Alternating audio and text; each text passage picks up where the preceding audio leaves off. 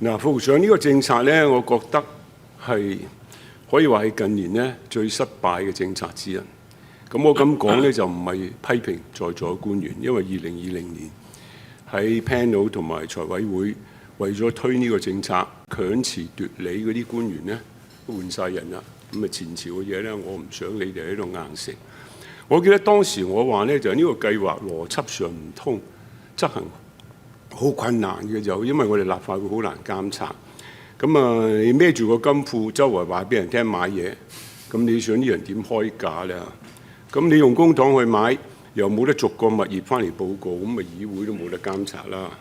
當時政府呢有900幾個空置物業，所以我要求政府先睇晒佢哋自己啲嘢先。當時局長同我講，佢話全部900幾個睇晒，就完全唔啱，冇一個啱，一定要喺出邊買。咁啊，好啦，咁你今日就拆牆鬆綁咯喎。咁我唔知你拆幾多牆鬆幾多綁啦，你而家乜都得啦。啊，睇啱嘅嘢，你而家心目中諗嗰個福利設施都可能唔係嗰個，你可能諗下有冇第二啲福利設施可以用啦。你去到咁嘅地步，你又冇講到你嗰個900幾個政府物業，咁你樓上嗰啲有冇睇咧？你政府物業都係樓上㗎，啊，你文件又冇講喎。咁好簡單啫嘛！你而家仲預留40幾億，預留40幾億去出邊去買嘢，咁我又唔知你個40幾億，我估計有啲樓下有啲樓上啦，係咪？咁你至少樓上嗰啲你自己物業都係去睇睇㗎。咁40幾億今時今日財赤都好多錢㗎喎。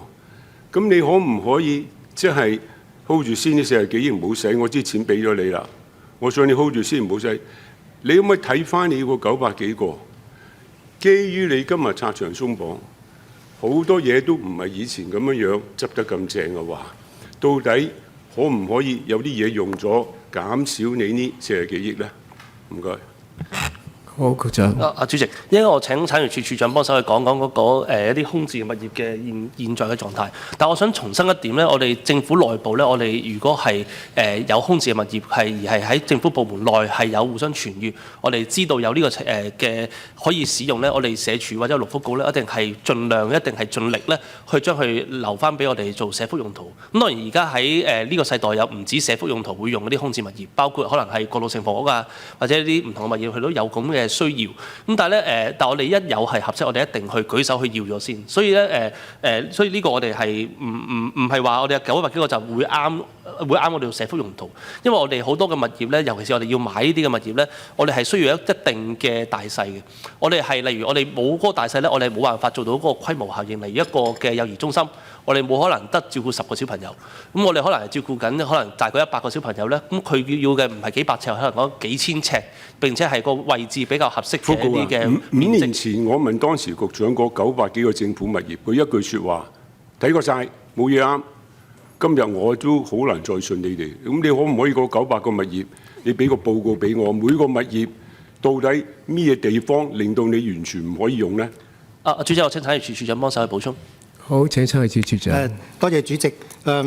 政府產業署下面管理嗰啲政府合署咧，好多都係政府合署嚟嘅。咁政府合署而家嗰個使用率咧，基本上係100%嘅，即係冇空置嘅。咁至於部門專屬嗰啲物業咧，呢個就唔係政府產業署去旗下管理。不過咧，佢哋所屬嘅部門咧，佢哋會定期會傳閱一啲佢哋認為有空置嘅物業啊，咁樣樣。咁呢啲我哋睇到咧，如果有啱，我哋都會即係轉介俾社署啊，咁樣樣。即係你今日話俾我聽，嗰個900幾個政府空置咗嘅物業喺今日呢一刻喺產業署下邊可以自由用嘅咧，一個都冇。一個都冇。並不是，而係話咁並不是嘅話，你而家控制住嗰啲有幾多個？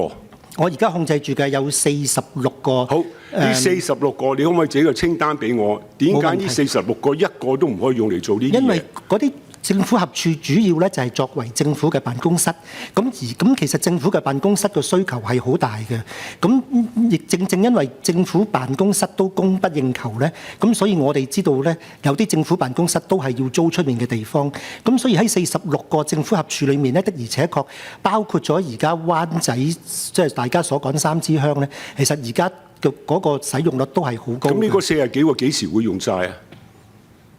嗰40幾個而家一直都已經係咁即係唔係空置咯？我即係話你下邊仲有冇嘢空置，定係全部喺部門手上？產業署下面再冇空置嘅物業。今日冇空置，係冇錯。啊，咁全部淨有空置嗰啲，全部喺晒部門度。呢個我哋咁佢哋唔嘔翻出嚟咧，就佢哋一路壓住，就唔知幾時用啦。你都唔知係咪？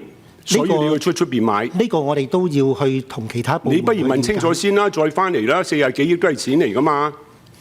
好啊。主席，我哋後補翻文件。係啦，不如你後補翻啦。我諗我哋委員都有興趣知道嘅，因為你有成900幾個，咁但係一路都話唔喺差處底下。主席900幾個，我呢個數字我未聽過。咁啊，當然前議員佢可能係當年喺立法會就會聽過。得好，咁你補翻資料俾我哋啦，好冇？